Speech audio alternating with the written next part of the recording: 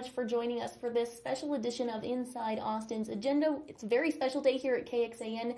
We are exclusively hosting a televised mayoral debate for the Austin mayor's race. I'm Grace Reeder. And I'm Esmeralda Zamora. Thanks so much for joining. Let's go ahead and look at what the behind the scenes of our studio is looking like right now. We've already got, we saw the anchors here just a few minutes ago. You can see them starting to get the podiums ready. We have been working on this debate for days and days and days, and we were working on the questions as recently as just a couple of minutes ago. And Grace, I know that your beat is Austin, the city of Austin, Travis County. You are very informed in everything that's going on, everything that's going to be happening in this debate. You were part of the process. Can you tell me what are we doing here and why are we doing this debate? Yeah, I'm really excited about this. So if you're watching this stream right now, we're going to be doing something a little bit different, something that we haven't done before.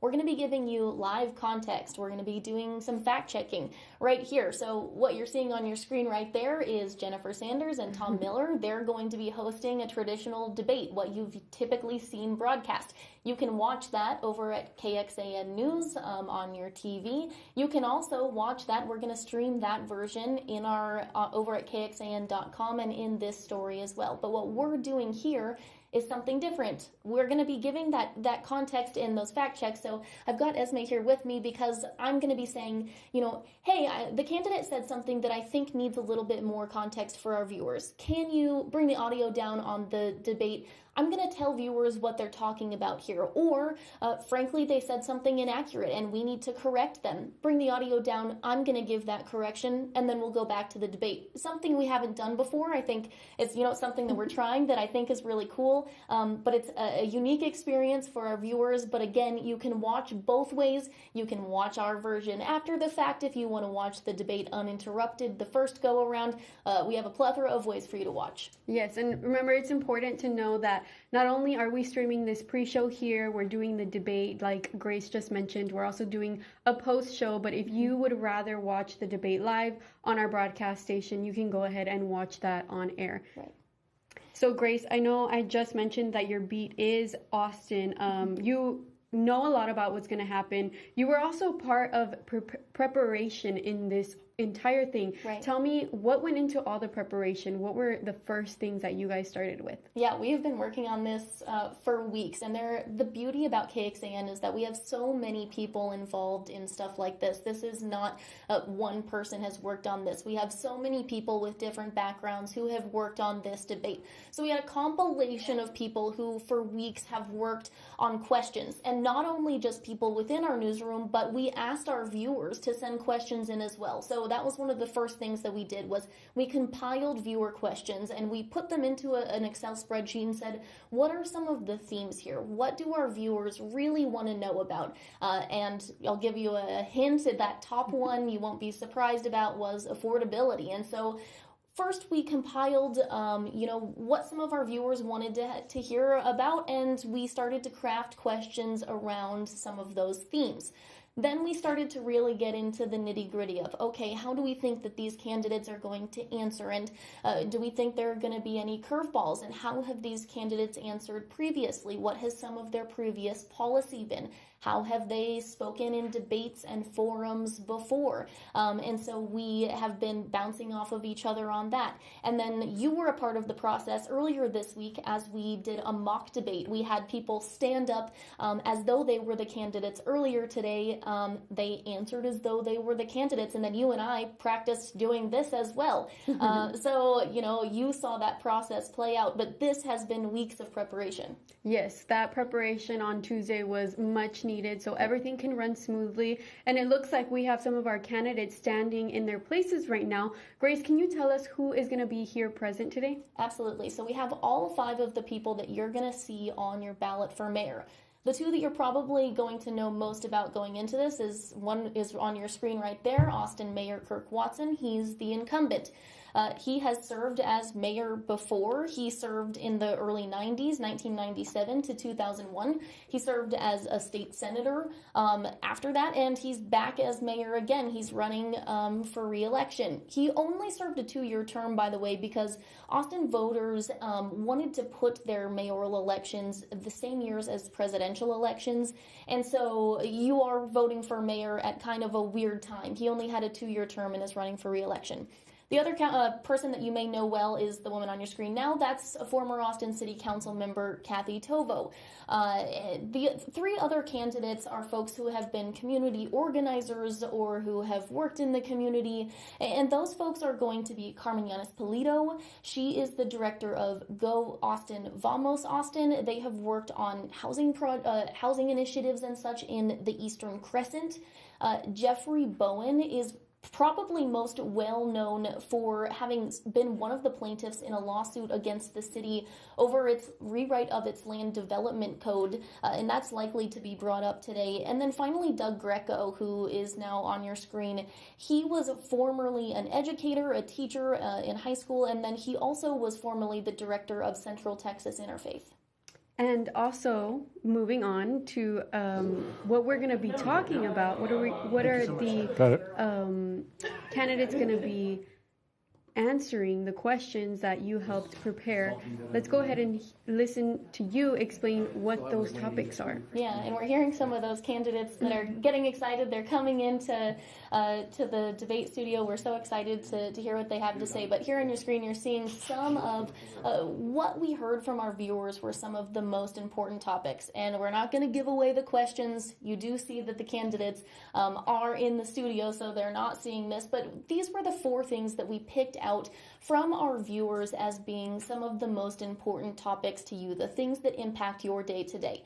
That being public safety, homelessness, affordability, and transportation. And I'm going to ask you to just ignore the timer that's on the left side of your screen there, because that is not right. We have a little bit less time than that. That's optimistic. I'm not going to talk for 30 more minutes. I promise you we'll get you to the debate. Let's talk a little bit about affordability first. One of the things that I want you to watch out for here, because this is probably going to be the most widely discussed topic and one that they're really going to go after each other on. They're likely to talk about the home initiative. The home initiative is something that has been discussed over the past couple of years during Mayor Kirk Watson's term. It was brought forward by Mayor Pro Tem Leslie Poole. Home Phase 1, this has happened in phases, and by the way, these are land development code changes that we're talking about here. The land development code really talks about, it allows you to build certain things in certain places in our city. So Home Phase 1 allows up to 3 units on a single family lot. That went into place back in February. So Home Phase 1, we're really starting to sort of see the data from that. Those applications are starting to come in. And so we have some data on whether or not that's working. And so we can kind of point to Home Phase 1 during this debate as to whether that change that City Council made under the current administration is actually working to make Austin more affordable, to bring more units online. Home Phase 2 has also passed. That reduces minimum lot size from 5,750 square feet to 1,800 square feet. But we don't really have a lot of data on that yet because that was recently implemented. So I think we are going to hear a lot about Home Phase 1, and frankly, one of the pitfalls that I think that we might hear is that that Home just allows folks to go through and bulldoze East Austin homes or to gentrify certain parts of town, and that has not been the case. The City of Austin has told us and has shown us that these applications have come in on a rolling basis. There are only a couple hundred applications that have been submitted so far, 216 as of my check this week, and those have allowed for 403 proposed units. That's since February. So those have rolled in really slowly. And many of those, Leslie Poole, who again is the Mayor Pro Tem and who brought this forward, many of those have been from homeowners, she tells me, who do want to add units to their property, not from developers, which has been sort of the narrative from these folks who were against the home initiative, including Carmen Yanis-Polito. So that's one thing that you want to look for when we're talking about affordability. The other thing that we want to look for when we're talking about homelessness is data. Unfortunately, homelessness data is a little bit confusing here in the city of Austin, and I think we can go to the shot where we're looking at the candidates because I kind of want to see what they're doing. So one of the things that we want to be weary of when we're talking about homelessness is you might hear candidates say that there's been a massive spike in the number of people experiencing homelessness in our city, and frankly, that we don't have the data to show that. We have a group here in the city of Austin that is tasked with collecting homelessness data. Everyone is required to in the nation. HUD, which is a national organization, requires that local governments have something like we have. It's the Ending Community Homelessness Coalition, or we call it ECHO. Well, the problem with the data is that ECHO used to rely on what's called a point-in-time count. That point-in-time count has flaws. Basically, it's once every 2 years, people would go out and hand count the number of people experiencing homelessness on any given night. And if they don't see someone in a car, or if someone won't come out of a tent, those people don't count. And so it's widely known that the pit count is an undercount. And ECHO has said that over and over and over again. They've said it to us. We've reported it. So during the pandemic, ECHO started using a new method to collect data where they have service providers plug data into a system, and they started creating a dashboard.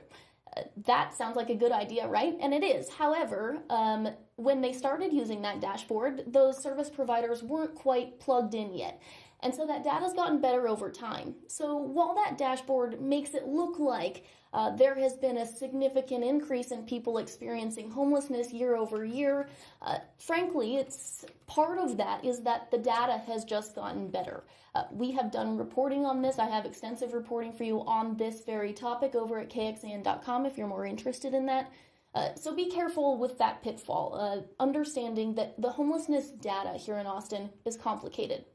The other thing that they're likely to talk about today is public safety.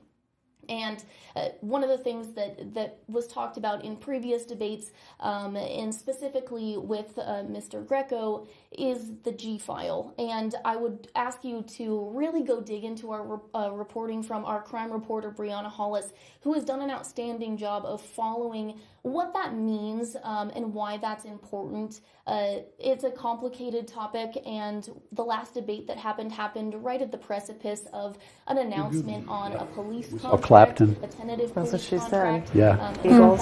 Yeah, I've seen the Eagles twice. Actually, yeah, we saw ZZ Top in San Antonio I saw them at the here Majestic. when I was young with Leonard Skinner, and I've never seen so many Confederate flags in Austin in one place. You know, we went down there and it was nothing but a sea of gray hairs, and nobody sat down the whole time. Everybody stood up at the Majestic listening to ZZ Top, because that's where they normally kick off their tour, was in San Antonio. How about Taylor Swift? Is she on your bucket? What the rules are Nope. for You think her That was her concert. Nope, Yeah, not. Yeah, I think so. Got to see Toby. Do you think I need to come? Sanders, who's one of our evening anchors. We've got Tom Miller, one of our morning anchors. They're going to be our moderators.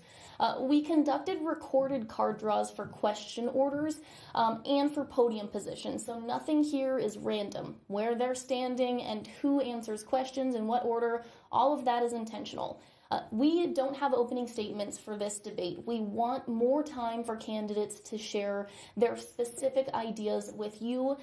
And we also want to point out that we don't have blanket questions for the candidates in this. We really, really want them to get into the nitty-gritty of policy. So in many cases, they have direct questions on some of these topics. And we go to the next one because we've got some more rules here to share with you as well. Yes. Each candidate will have 60 seconds to answer that first question that we directed them. So they'll have 1 minute at that first go. Of course, there is going to be times when some of the candidates may go after one another, in which case a rebuttal may be needed. 30 seconds will be allowed for that. There also may be times when the moderators don't feel that one of the candidates answered a question. They may give 15 seconds for clarification. At the very end here, we're going to give 30 seconds for closing statement. And once again, that was all done by card draw. Nothing here is random. Introduction Thank you, of each of the Grace. candidates. And then at that point, we're going to go over the rules and the format, which I believe all of you know, but it'll just be a reminder to our viewers. And then we'll dive into the questions. There's a camera that's up there that we're going to be talking to. So if it looks like we're looking above you, it's because we are. Yeah. And we will save those for our and answer every single question that comes in. Is that black box up there? Yeah. If you can do that and you can share your questions with us, that'd be greatly appreciated. Yeah, we would love that. And what we mean by that is... And they're talking to us in our ear, Yeah. so it's there's a lot gazillion things happening at the city. I live... We don't have a teleprompter. Even sometimes they'll Which doesn't really mean anything for y'all, other than we'll be glancing at our notes a lot. Talking about here, right? So if you're sitting there at home, we want to let you know what they're talking about and what they're addressing. If you're sitting there at home and thinking, I have no idea what they're talking about when they're talking about this public safety. If you policy. stick around long enough, it's not long after the debate ends. You'll have the Maybe chance. 3 minutes, We want to yeah. know that. So get in the chat, say, hey, this is confusing. I don't understand what policy they're referring Thank you. to here. We have to figure out, Clarify I that. guess, I guess people will go out that way. And I 5 minutes. We do have a slot here at KXAN for after this debate. So after our post show, I'm going to be sprinting over to the spin room to try to catch the candidates, to ask them questions that we don't feel that they answered, or to try to get reaction to some of the more testy moments of this debate. As we're seeing some of the candidates there joking around with each other and chatting before this debate starts. So we do want to ask some of those questions after the fact, so feel free to drop those in there as well. And they're dropping that feed for us, which wasn't very nice. This is live TV, Don't man. worry about it.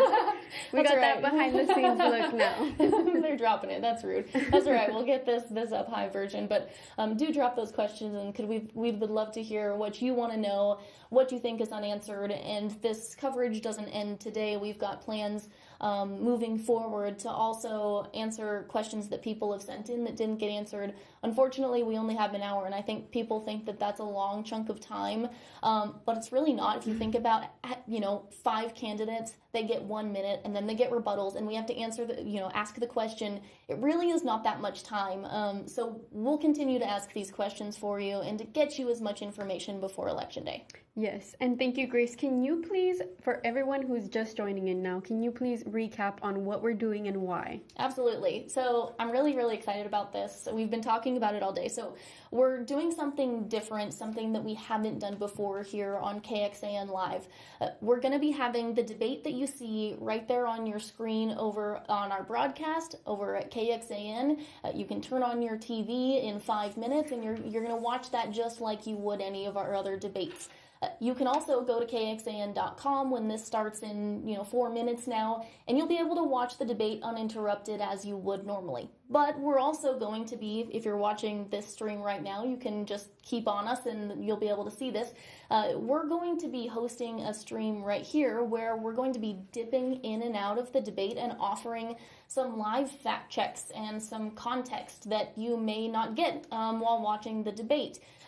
We have given our moderators all of the tools required. They've been doing weeks of research to be able to fact check these candidates, but unfortunately you can't learn an entire beat and all of the knowledge that I have in working this beat in weeks. And so we want to give you that extra context, those extra fact checks, so we're going to do it right here live. That means, however, that we're going to mute the debate live. I'm going to talk over it, and so you're going to miss perhaps the end of a candidate's answer or the beginning of another candidate's answer. So you can do this several ways. You can watch with us here. If you're cool with that, great. We're excited to do this. We think it's great extra context. We think the fact checking is cool, and we hope you'll stick with us. If you don't like that, we're going to have another option for you where you can watch the mayoral debate live, uninterrupted. You can watch that in this very stream. It's not going to be that hard to do that. Or you can do both. We're going to have all of this for you over at KXAN.com, over at YouTube, so you can watch this after the fact as well.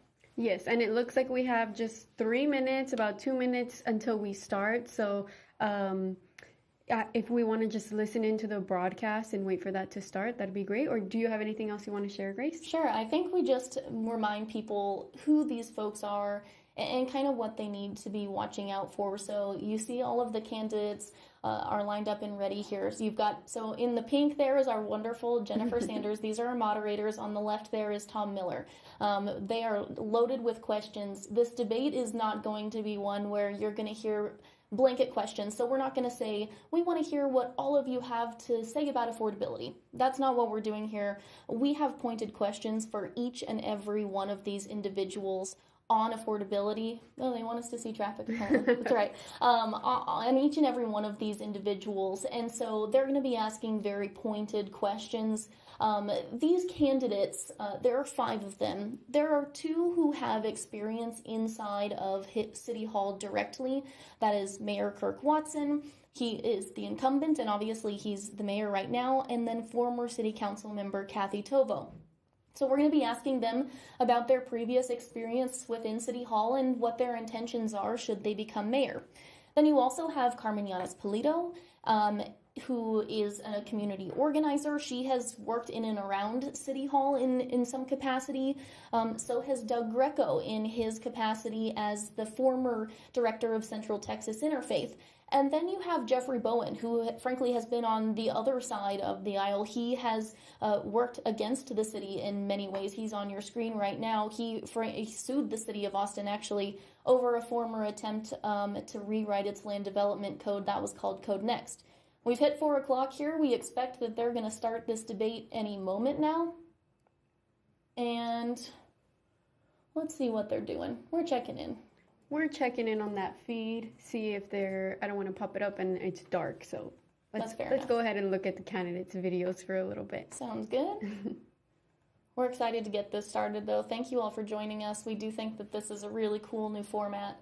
And we hope that you'll check it out one way or another. Elected to the role in 1997, serving 4 years. In between, Watson served 13 years in the Texas Senate. Carmen Yanes-Polito is the executive director of Go Austin, Vamos Austin, a nonprofit supporting Austin's Eastern Crescent. Doug Greco is a former teacher and the former executive director of Central Texas Interfaith, a nonprofit coalition of religious and labor organizations. Kathy Tovo served as an Austin City Council member from 2011 to 2023 and was the mayor pro tem for 4 of those years. Jeffrey Bowen served in the Air Force for more than 2 decades and owns a small construction company in Austin. Let's go over our format this afternoon because there are 5 candidates. We have some questions that are for all of you, and then we have others that are tailored to individual candidates. Each candidate will have 60 seconds to answer those initial questions. If we feel the need to offer rebuttal, these will be 30 seconds for a response. And if a response needs a clarification, we will extend 15 seconds for that. When time expires, you will hear the sound of the bell. The candidates have not seen the questions ahead of time. We did do a card draw to determine the order of the first set of questions as well as the closing statements. Right now on KXAN.com, our City Hall reporter Grace Reeder is set to provide in-depth analysis to the candidates' responses throughout the debate via KXAN Live. You can find that live stream on our homepage. Now it's time to start the debate, and housing affordability was the #1 question that viewers wrote in to us about. We want to start with that. One viewer writing in, quote, Austin is unaffordable to many longtime residents who own their homes. We struggle to pay basic bills. A card draw has determined that Ms. Yanes-Polito will get our first question. With that in mind, you focus your campaign a lot on creating affordable housing for people who are in the lowest income levels, who have the greatest need. But what about people of all income levels? We're talking about people like firefighters, teachers, and construction workers who are also struggling to make ends meet. Thank you so much for the question. I think this is an issue that is probably affecting 80% of Austinites, and that it really is the diverse community that I'm looking at when we address this issue. We can talk about the lowest income levels, but I think we really need to put numbers to that. I think most people in Austin are struggling to find a place to rent for less than $1,800 a month, and for many more like $1,100 to $1,400 is more reasonable. If we look at what our teachers and firefighters are actually making, most of these public public sector workers are making five-figure salaries, 30s, 40s, 50s, and 60s when you really look across the board. So it's a myth if we actually talk about middle-income housing and we're talking about producing units that are over $600,000. There are plenty of those in the market. If we're looking at apartments that rent for $1,900, $2,000 and up, there are many options there. And I think it's also important to remember that all of the additional development we've seen in the past few years was developed under the existing code, not these recent changes. Ms. Tovo, you were part of crafting Austin's strategic housing blueprint, but the city is behind on many of those goals in that blueprint. How would you get the city back on track, specifically focusing on affordability and making sure that people who live here can stay here and those who want to stay can stay as well? Yeah, thank you. That's a very important plan and sets some goals, not just for the overall numbers, but also the numbers at different economic levels. And so, as has been said, Austin has created more housing over the last couple of years than most other large cities in the nation. So we are doing well on housing production, and that does predate any of the existing changes that the current council has just passed. But we need to be careful and to be really conscious of what so many in our community are facing. As I knock on doors throughout the city, many people who come to the door express that they're concerned they may not be able to stay in their neighborhood, in their home, whether they're renters or property owners. And so we need to continue to look for ways to increase our housing, our affordable housing supply, absolutely. But we need to look at the overall bills that are impacting family budgets. And that ranges from utility bills on down to transportation and child care costs. And I've been a leader, as a council member, was a leader in pushing back on those utility costs and urging affordable child care and transportation solutions. Will do so as mayor. Mr. Mayor, we have a question for you. What steps have you taken to make it less expensive to rent or buy a house in Austin since you took over 2 years ago? Well, 22 months ago, almost 2 years ago now, when I came into office, we were stagnant in the city of Austin in terms of being able to make the kinds of changes that we knew we needed to make in order to be able to get more housing stock and get more affordable housing stock. We made affordability the first priority of the city, and we have instituted changes that people didn't think we were ever going to see. We've changed our land development code, which had not had major changes in this area since the mid-1980s. We made changes to the minimum lot size, which hadn't been changed since 1947, and were segregationist era types of things that we needed to change. We made changes with regard to what we can now do with transit, and we changed how the Development Services Department works so that people are able to get their permits easier and build cheaper.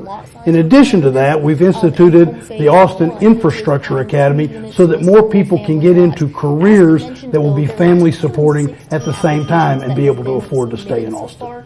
Mr. Bowen, you were one of the plaintiffs in a lawsuit that undid Code Next, the city's efforts to loosen development restrictions aimed at increasing housing supply. Sir, how would you say that, and why would you say Austinites should trust you in making our city more affordable? Well, I went, primarily the lawsuit for me was basically you violated my rights that are given to me through the state. The state said that we had the right to protest. We also had the right for notification. That was being taken away from us during the Code Next process. It's also happened again in several other changes that they've tried to do. As for trust, all I can say is I'm out there fighting for your rights. I'm fighting for my rights as long as, and also for yours. You need to understand what those rights are that are given to you, and that they are not to be taken lightly by somebody else that's trying to silence you if it's going to impede upon your property or going to impede on what you may want to do later on. So the concept was really basically, I served for 20 years to protect those rights, and that was a state law, and the city had no right to violate that state law. Thank you, Mr. Bowen. Mr. Greco, this next question is directed toward you. Your campaign website says, quote, "We need a laser focus on affordability," and it loosely touches on rent and mortgage assistance. What exactly is your plan for housing affordability? That's right. Thank you, Tom and Jennifer. As a longtime nonprofit director, community organizer, former high school teacher, affordability has been at the center of my agenda. And in the last 30 years, being in Austin, we have become the fastest growing city for millionaires, Our income inequality has increased, and over the last decade, our percentage of Black and Latino residents has decreased. And this has happened since the mayor was first elected office in the late 90s. I think he bears a large part of the responsibility for this problem.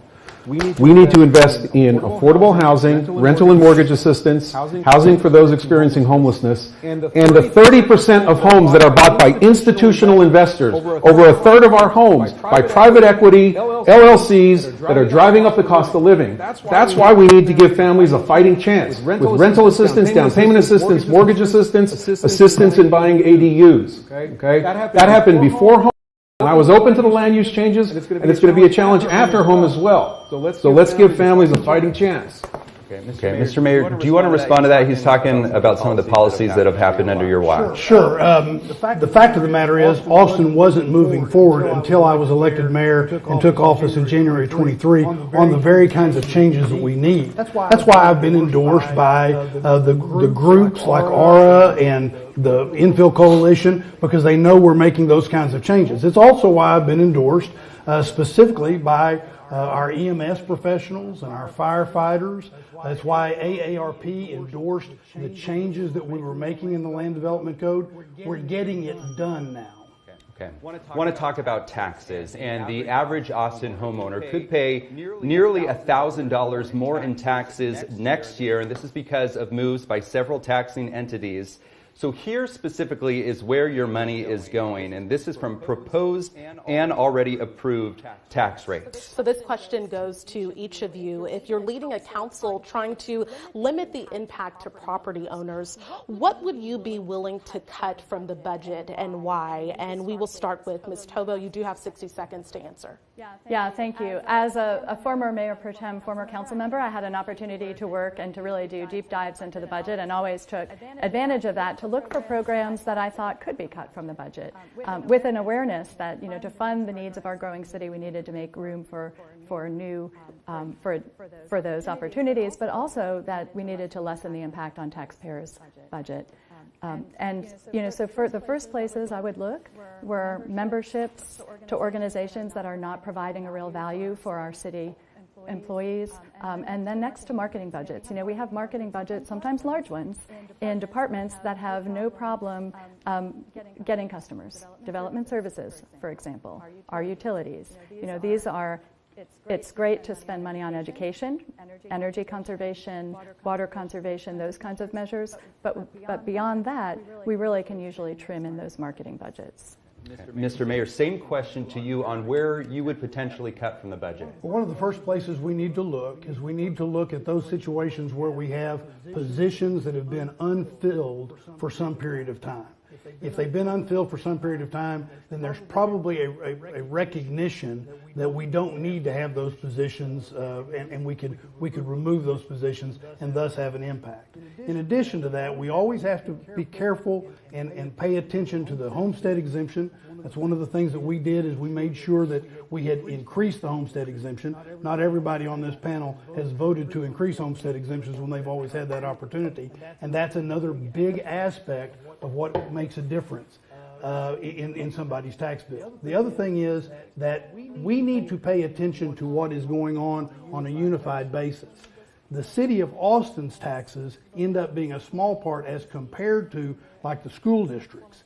We need to be in a position to help advocate for where we can have consolidated services, where we can save the taxpayer money and still provide the specific services. And Mr. Mayor, you did refer to someone right now who is on this panel, and that is Ms. Tovo. Would you like to respond to that? Sure, I'd be glad to. First, I'll point out that I created the first ever homestead exemption that came forward as a part of my resolution, and I'm really proud of that work. And I certainly have supported a lot of the increases in the homestead exemption. There was a period of time where I did not, because we don't have the ability under state law to do a flat rate, which would be more equitable across the entire city and across homeowners. And I also brought forward a measure to legislate for change at our state legislature, which I think would be a great path forward. Mr. Bowen, what would you be willing to cut from the budget, and why? Well, it's not what I would cut. It's one thing I would do. One word: audit. The whole city budget, all the departments, the whole thing. How can you find areas that need to be improved? How can you find areas where there may be some type of waste? unless you're able to go through a complete audit. I know that not everybody is fond of that word, and I know that we had a proposition several years ago where yes meant no and no meant yes. Nobody really knew what that proposition was. So the bottom line for me is we don't know what's out there and we don't know where we're spending it. How can we make a decent cut, if anything? Where are the improvements we can do? And you've probably got people on the city staff right now that work in those areas that know exactly some of the areas that can be done. But it needs to be done over a 5-year period. Big department with smaller ones, the next year big department, smaller ones, and then take those lessons learned and move that on down. And Mr. Bowen, the city does already have an auditing department. Do you feel like they're not doing enough? They're primarily looking at some of the interior type stuff. I'm looking for something just like a major corporation has to do, that the shareholders vote on every year, if you own any type of shares, that says you're going to have some type of financial organization looking over the books. There's no reason why we can't do it here. And Mr. Greco, same question to you. What would you cut from the budget? You do have 60 seconds. Sure. First, I would end the sweetheart deals that major industrial users of utilities get. NXP, Tesla, Samsung, we need those manufacturers, but they should not be paying lower rates, or we shouldn't be raising residential rates when we're not raising rates.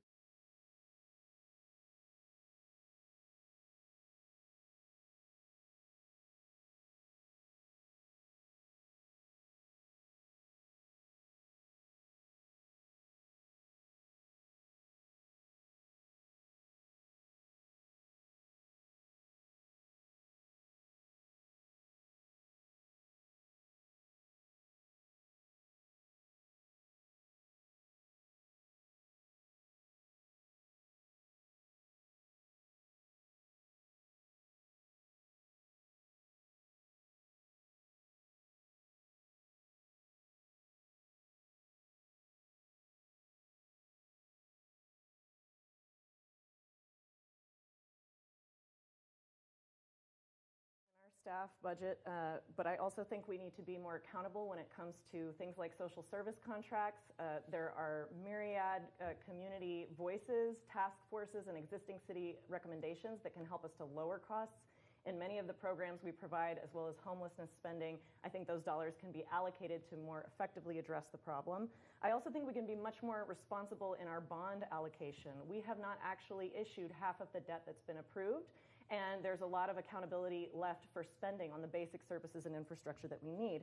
I also would not use housing and zoning policies as the mayor has recently, since they have absolutely no affordability regulations, and they actually can lead to high speculation and higher land values, and this is the part of property taxes that homeowners cannot challenge.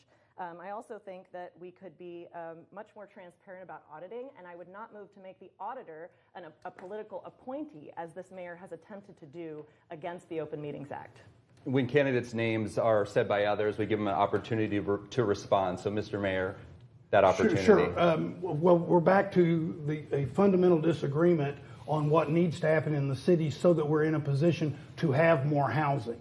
We have actually moved forward to get more housing, to make the city more affordable. But there are some people, as you've just seen, that just fundamentally disagree with taking the actions needed in order to get us more affordable. And that's why, frankly, I pointed out that the mayor has moved quickly on some of the affordability resolutions that they have pushed through, including the home resolution. And some folks believe that they've moved through too quickly, including Go Austin, Vamos Austin, which is the organization that Ms. Yanis Polito is the head of.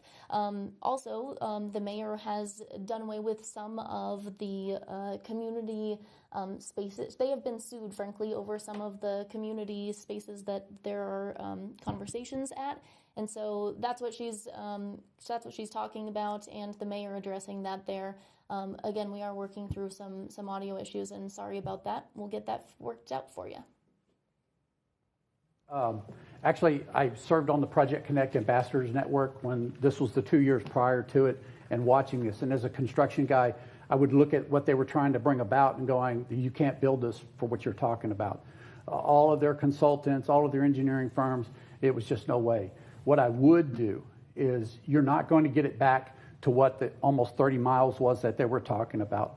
But one thing that I would encourage is we need to push forward with the ride program or the pickup program that's already done over 1 million people. That needs to be expanded in a very rapid rate versus it being drug out. Also, on-demand type services.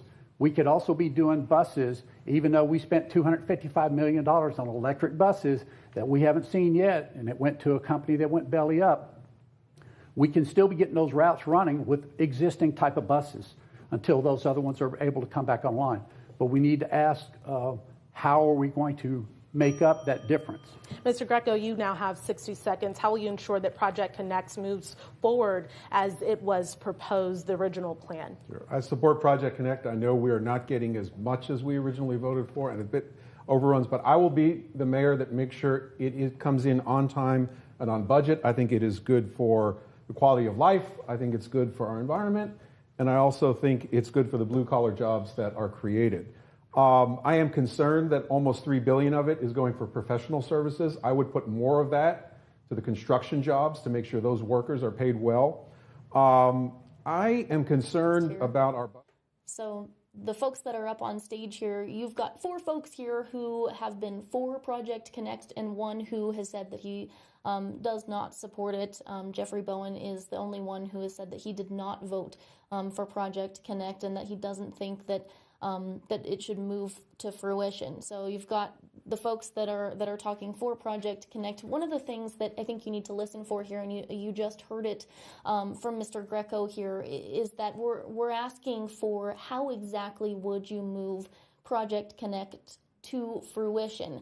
This viewer is asking specifically because there are legal challenges over Project Connect. How would you get it there? This is $7.1 billion, 45% of that being federal funding, more than 20 miles of new track. So this is a massive project. We're asking them, how do you get this done despite legal challenges? We'll tune back in.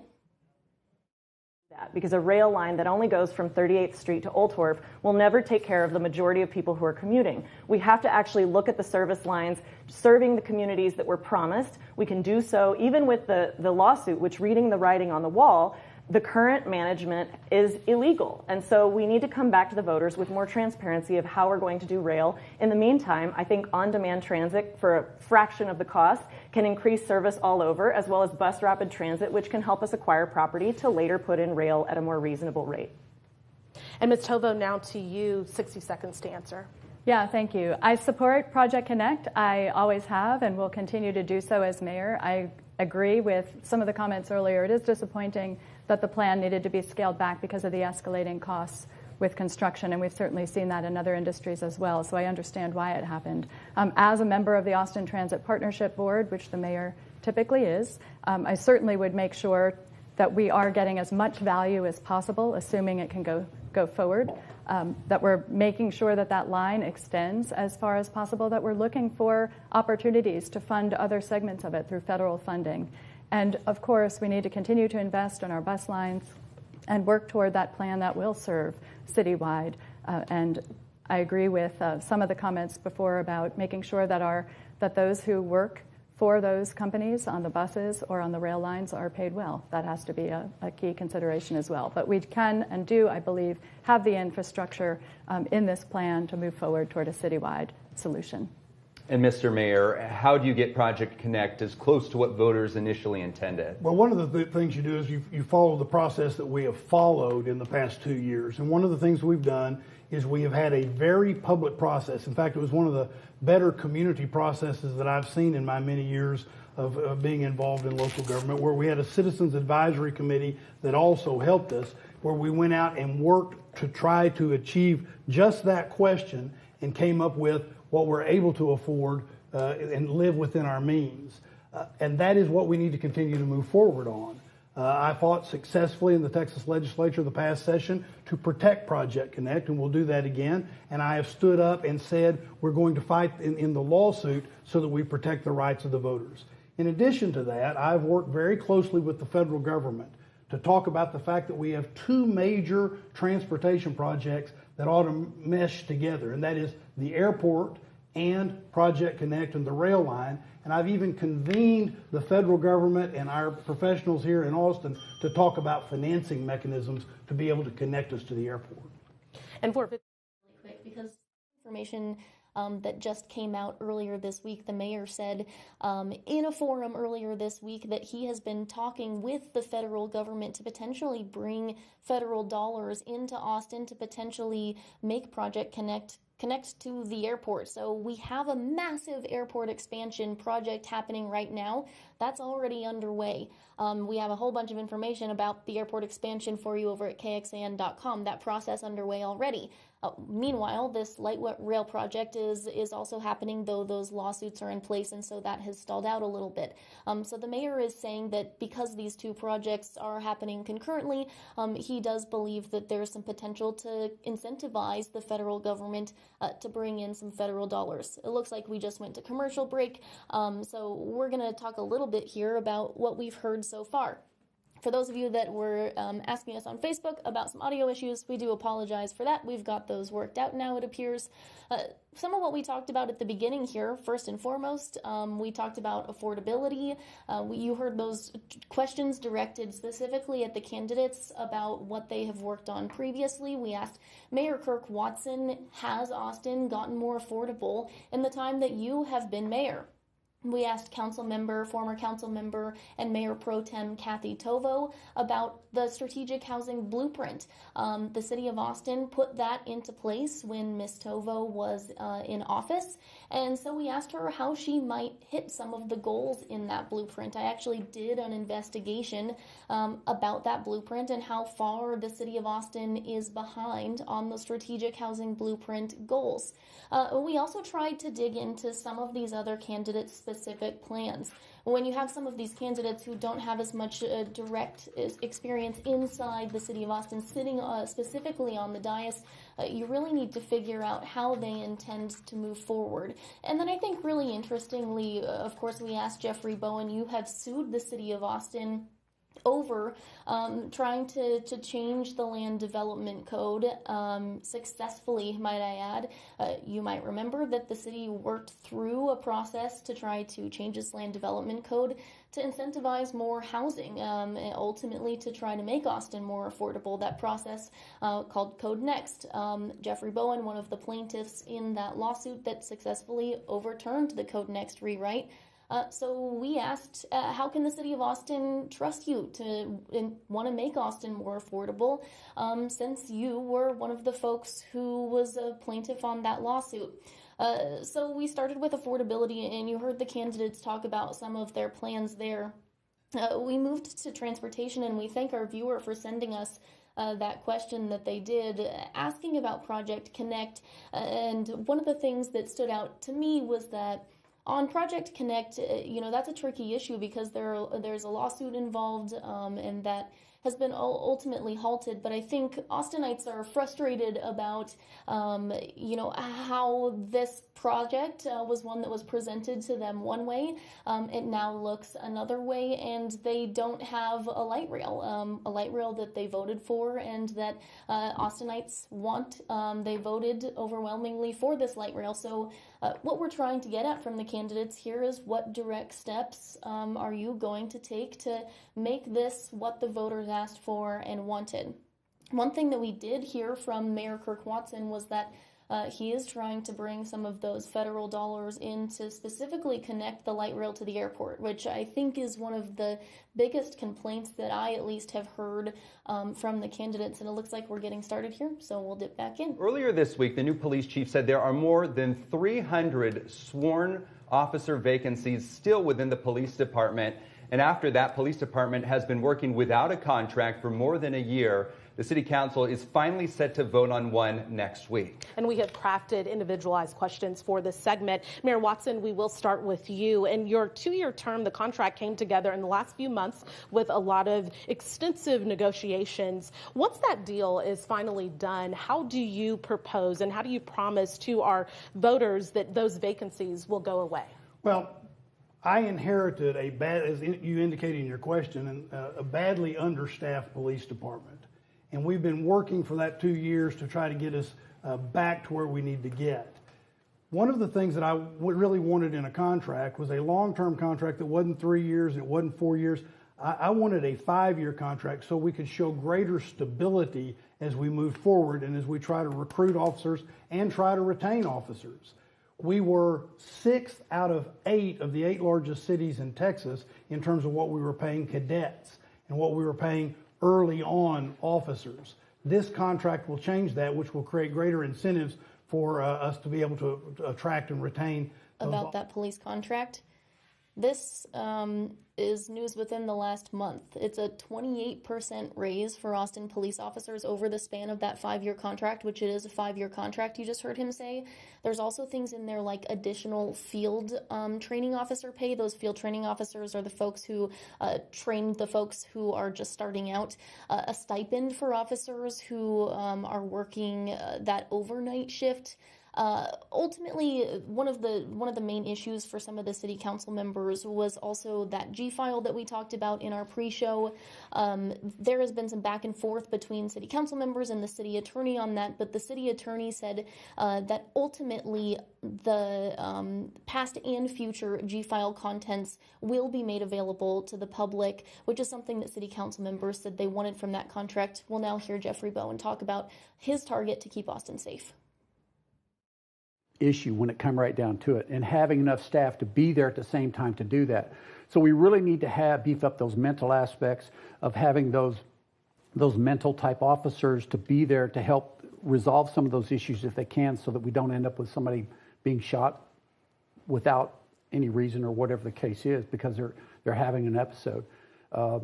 I'd also like to work on trying to relieve that toxic environment that seems to be surrounding within the community, and trying to get that community involvement back and understanding where that goes.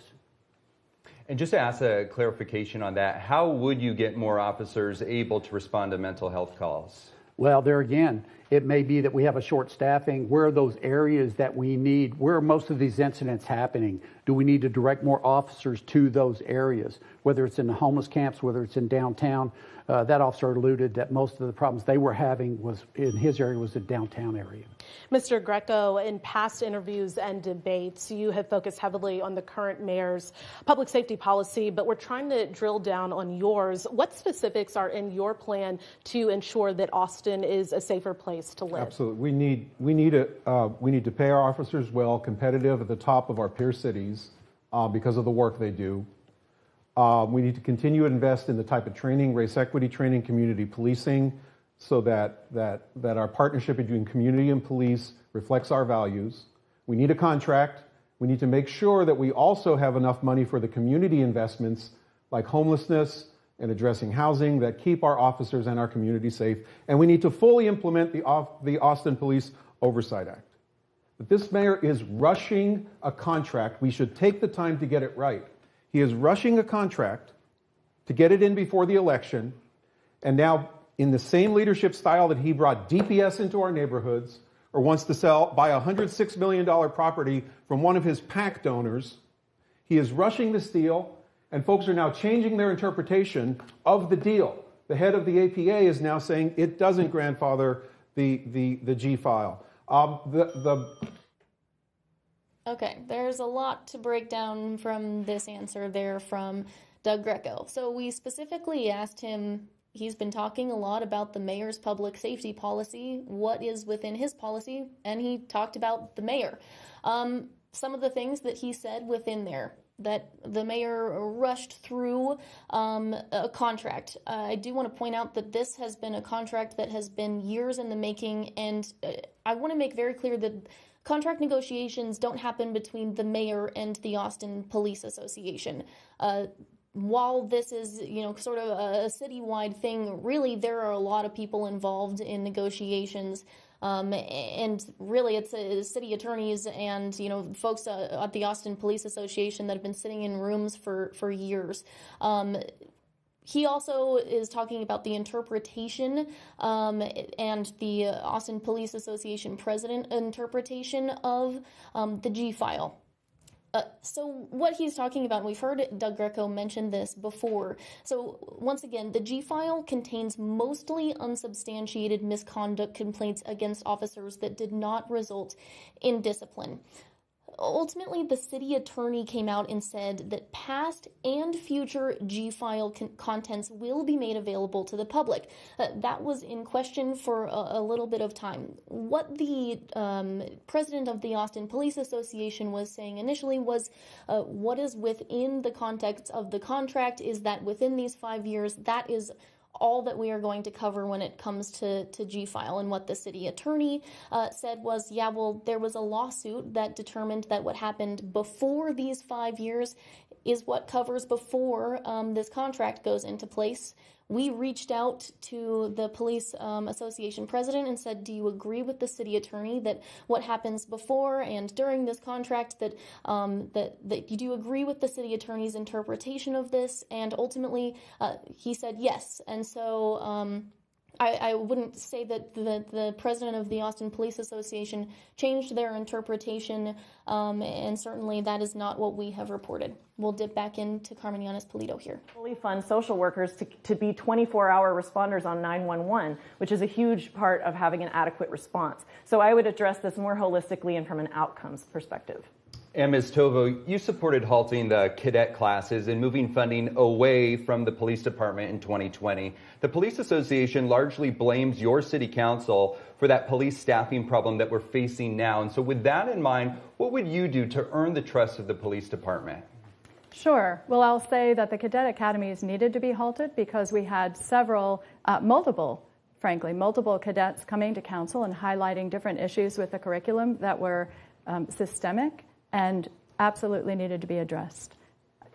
What I would do to build trust with the police officers is what I did as a council member. I served for my entire 11 plus years on the police retirement board and participated in various community activities sponsored by the police. I also served on the Sobering Center alongside representatives from our police department. This was an initiative that I led council in opening. It's a criminal diversion program that diverts individuals who are publicly intoxicated away from jail, away from emergency rooms.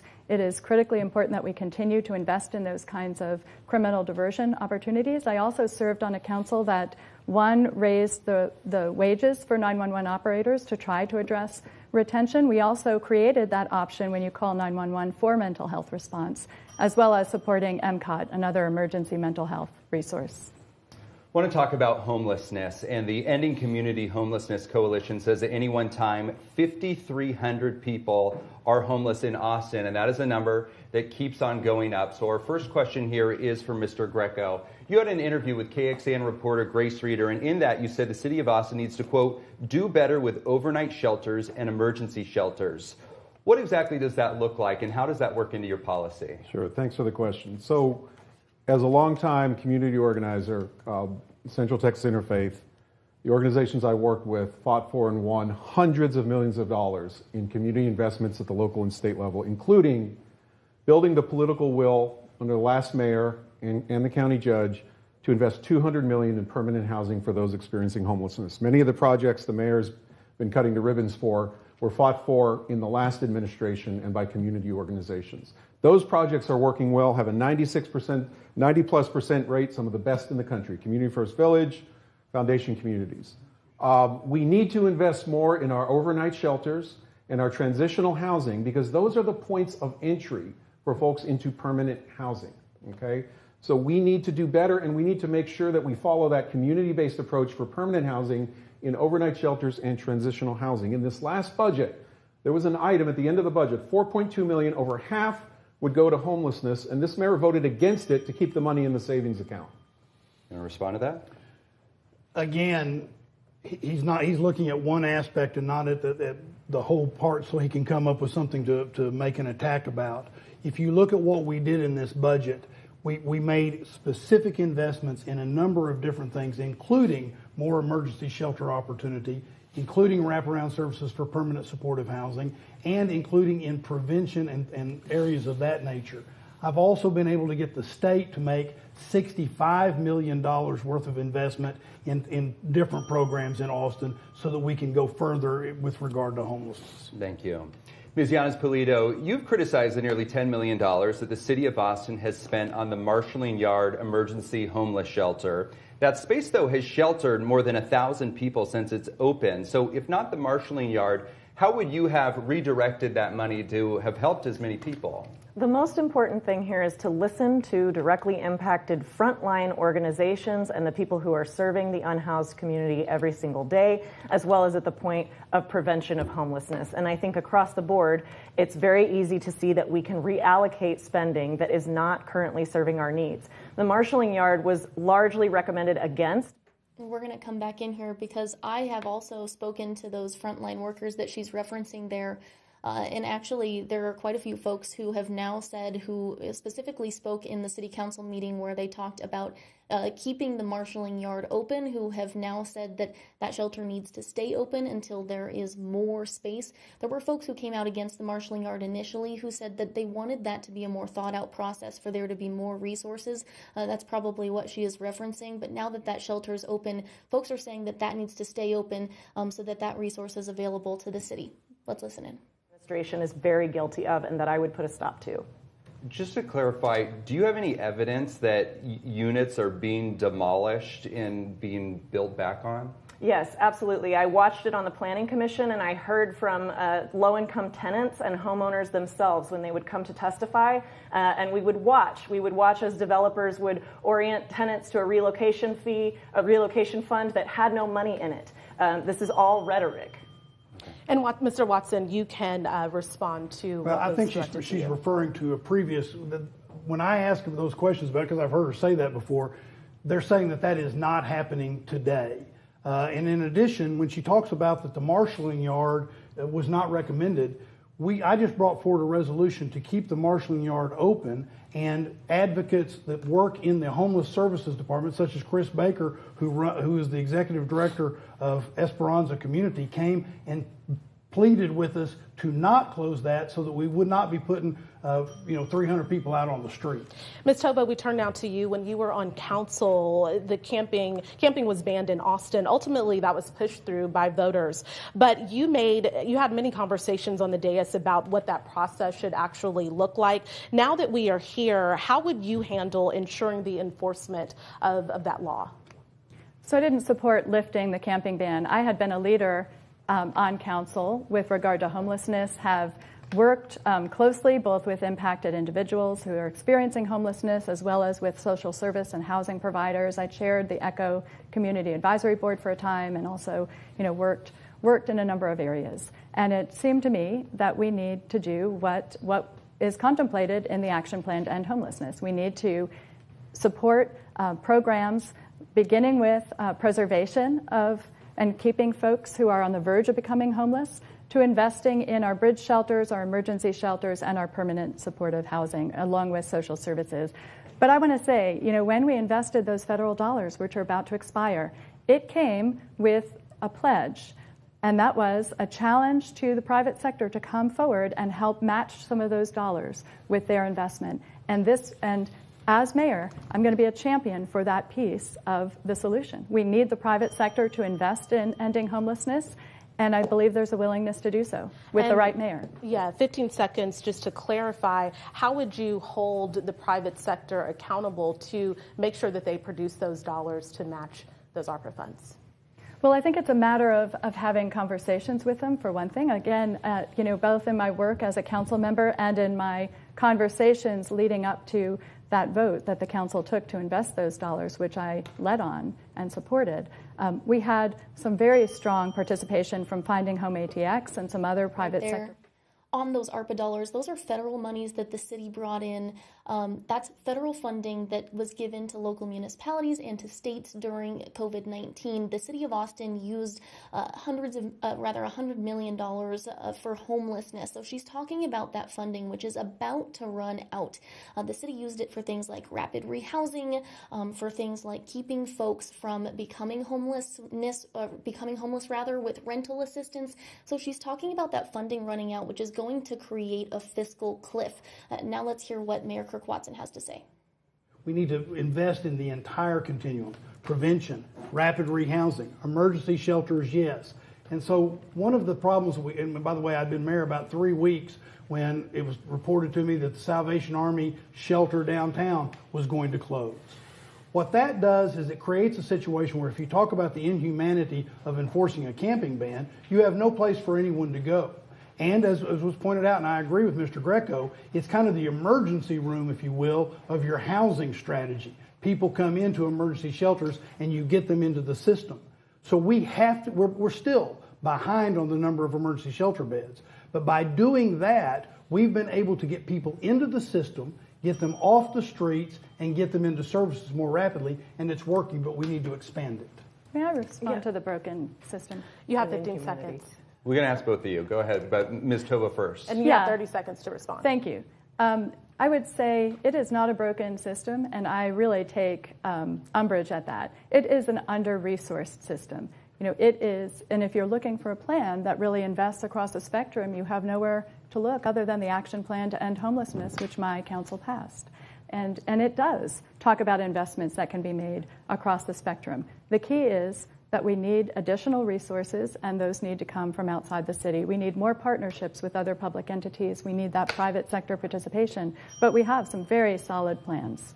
30 seconds to respond. I want to be clear that the framing of the question and the responses made it sound as though I am advocating for getting rid of the marshalling yard. I was referring to the planning of it in the first place. A congregate shelter ends up with many of the problems that we're currently seeing. Our homelessness budget is much larger than just what goes into the marshalling yard, and that's the reallocation that I'm talking about. But again, the changes, I can be very specific about multiple apartment complexes that have been upzoned in order to supposedly provide more housing, but all of that housing is far out of reach of the residents being displaced. Mr. Bowen, your website says, quote, the city needs to work with local groups as well as the county and the state to come up with a clear, viable plan for dealing with the homeless. In your mind, what are the keys to that plan? Well, part of the keys is actually, and the state just funded some money to put another 100 houses out at Esperanza, but we need to look at what's actually working and what's not. If we can model the stuff that's really working and get the other ones to do this, the other ones that are not meeting those obligations, and that's where we need to be able to dive into it and find out why they're not succeeding. So, I mean, is it an issue? Yes, it's a major issue, and a lot of the people in this city are just totally fed up. Your 5,300 number, well, that's a different number than what we hear at different times because it's all over the place. We really need some good truth and clarity in understanding what is really working, what is not, and correct the items that are not working, because actually the taxpayers are really kind of tired of seeing this entire runaround, and it's becoming very frustrating for them. And 15 seconds to clarify, how will we get more accurate numbers? What do you propose? Well, here again, we do have the homeless office, and several months ago, I asked the individual that was in charge of it, said, what is the number for today? And he just really wouldn't give a number. And so the number is constantly changing, but there should be a way to have that number. Really quick, we see your comments on YouTube and on Facebook. If you don't want to see me or hear me, you can go to our story at KXAN.com. At the top of the story, you can watch the debate uninterrupted. Now back to the debate. Your term, what would success look like? Ms. Yanis Polito, we'll start with you. It would look like more money at the point of prevention before people end up on the streets, especially because after those first 30 days, someone is much more likely within those first 30 days not to become chronically homeless. It would look like less spending to private companies without accountability of where that money is going. It would look more like direct services and funds that keep people off of the street. And it would look like much more care to preserve and produce truly affordable multi-bedroom housing. This is a problem that the entire country is facing. It's not just Austin. But an important thing to know about that number is that the proportion of children under 18 has grown tremendously over the last 3 years. And that does correspond to a loss of multi-bedroom affordable units in Austin, which are not being produced by the current policies. And that waiting list is getting longer and longer. We would see a shorter waiting list and more direct services, and our frontline workers would be less burnt out. Ms. Tova, same question to you on what would success look like in handling the homeless issue? Yeah, success for this community would mean that we have effectively ended homelessness and made it brief, rare, and non-reoccurring, so that when folks are housed, they are able to stay in that housing. Austin's housing providers have a very high success rate of keeping folks in their housing once they are housed, but we have simply lacked the kinds of resources across the spectrum, again, to provide those permanent housing solutions, which is one reason why the diversion of the funding away from the permanent supportive housing to the marshalling yard caused some concerns. Not that we don't need emergency shelter, but this was a very costly solution, a very temporary solution, without a more comprehensive plan. The taxpayers have a right to ask questions. We need to be investing their dollars wisely. We need to make sure that the outcomes are what we anticipated, and we need to move forward with a comprehensive way and in a planned and deliberate way, not responding in a way that's not in accordance with really the other needs of the system. And Mr. Watson. Sure. We would have the continuum built out. And we would, everything from prevention, we would know what our system was set up to do with regard to prevention. One of the reasons we created a standalone strategy office for homelessness was so that we could look at how you build out that continuum from prevention to emergency shelter to rapid rehousing throughout the process, so that at different points for different people with different needs, you can help them out of homelessness in a faster way. The other part about that we've not talked about is that we need to have, as part of that continuum, a greater focus on brain health, on mental health. We need to be doing more in this community with regard to mental health, so that we are not having folks that are in crisis and then immediately put back out on the street or hopping from couch to couch until they end up on the street. That is, in this term, we would need to make sure that that's also built out. Mr. Bowen, what would success against homelessness? We'll talk about that a little bit. He referenced mental health. That's something that is happening a lot at the county. The county's talking about a mental health diversion center, which would divert people from jail to a mental health diversion center that would get them treatment. The city of Austin has been working with them on that. We do expect that to be something that the next mayor would have to work a lot with the county on. That has been Travis County Judge Andy Brown's something that he has been working on most. Let's hear what Jeffrey Bowen has to say here now. Woods. I think that would be just a great step, but it all has to be a process, and you're going to have to start making people be a little more responsible and just having to have some tough love and just say, you cannot be here. This is not good for you. It's not good for everybody else. So you'd have to have those programs. Again, the other ones, community, for the mobile loaves and fishes, those type of things that are out there and are working, and concentrating and finding out what's not working with the other ones, the other type of systems that are just not working at all. Mr. Greco, we'll end with you. Sure. Ending homelessness. I agree with Councilmember Tovo. I am used to solving big community problems. 200 million permanent supportive housing, city and county level. My organization built the political will. I led the organizing coalition to kill the state's largest corporate tax giveaway program, took $1 billion a year in potential school funding, gave it to oil and gas companies. I would bring the same focus and attention to this problem. When I visited Community First, I asked the tour guide, what's the biggest reason folks leave here? And he said, well, it's when they pass away, because folks don't leave. Okay? So we need to continue to invest in permanent housing, temporary shelters, overnight shelters. My big problem with this conversation is we are not recognizing that, again, over the last 20 years, this problem has increased, and we've become a city for millionaires. And I think that the mayor bears as much responsibility or more than anybody as an elected official running for his 8th time in 27 years. Mayor, you can respond. Austin's homelessness problem went to scale. When I was mayor the first time, we created the first resource center for the homeless. We created the Downtown Austin Community Court, which was the first in the state of Texas to help people get into services. It was the first time we put money into a women and children's shelter. And now what we're doing is fixing a broken system. I mean, people can judge for themselves whether it was broken 2 years ago or not. We're now fixing that system, working even with the state of Texas to get money from the state to do that. So we're making big progress. We just need to get further along. And right now, we want to give each candidate 30 seconds to make their case as to why voters should vote for you. And the card draw gives Ms. Llanos Pulido the first opportunity.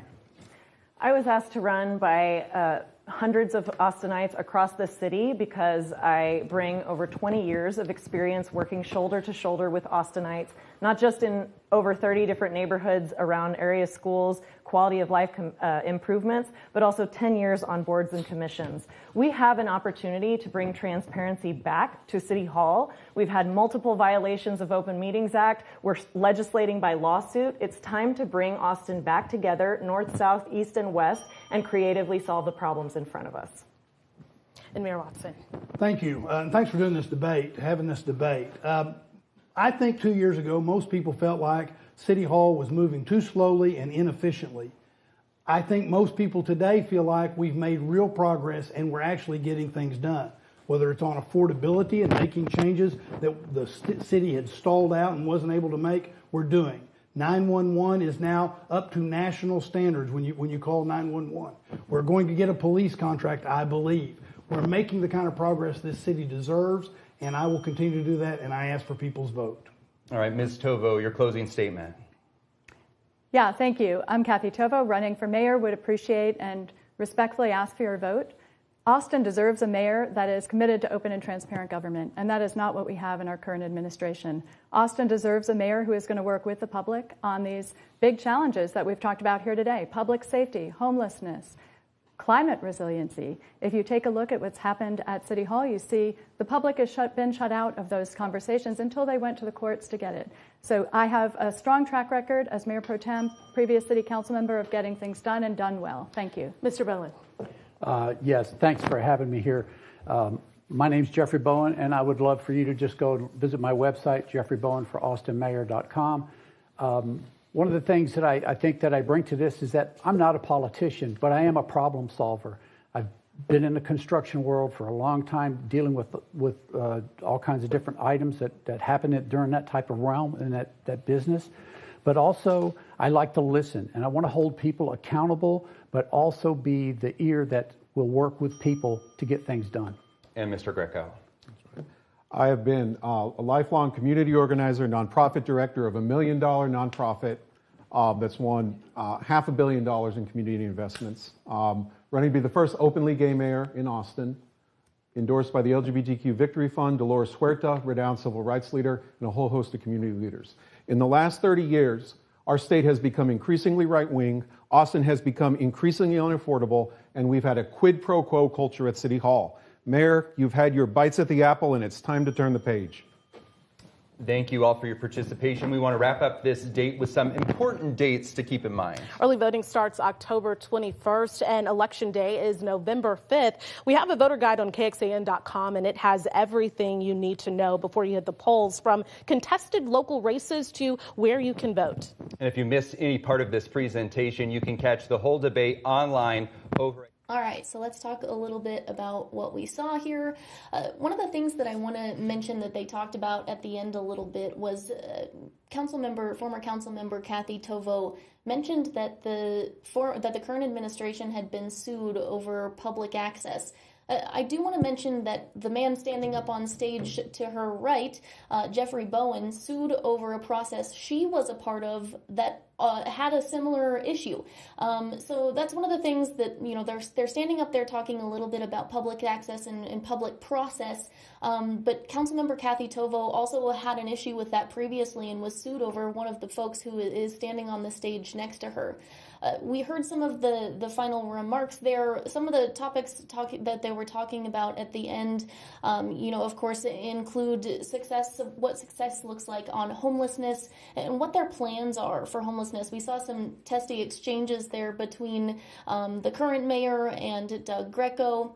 We asked Greco to talk specifically about some of his policies and not about what the mayor's policies are and what he disagrees with there. We did mention that we have a spin room going in the back and that we are going to talk to the candidates about some of the things that they didn't have time to touch on here today. We're going to try to address some of the questions that our viewers sent to us that we didn't have time to get to today. An hour seems like a long time, but it's really not that long. So we are going to run over to the spin room. Thank you so much for joining us for this. Like we said, this was something that we're just trying. We see your comments. We're trying something new. If you didn't like it, we've got the debate for you over on our story. We're going to have both of these clipped out for you over at KXAN.com. We're going to have both versions. You can watch both versions in whatever form you like. Over at KXAN.com for you, the same is going to be true for YouTube. We want you to have it in whatever form is convenient for you. We're trying new things. If you didn't like it, sorry. We're giving it a go. Thank you, Grace. And I want to apologize too for the beginning of our audio and our audio problems. With new things comes new issues, and technical issues always come by when you try new things. But we fixed it and we got it all straight away, and we promise it will not happen the next time. Well, we appreciate it. Thanks for tuning in for this version of Inside Austin's Agenda. We are going to have a recap of the mayoral debate for you tonight on KXA News at 5, 6, and at 10. We'll see you then. Thanks for watching. I'm Esmeralda Zamora, and this is Grace Reader. Thank you.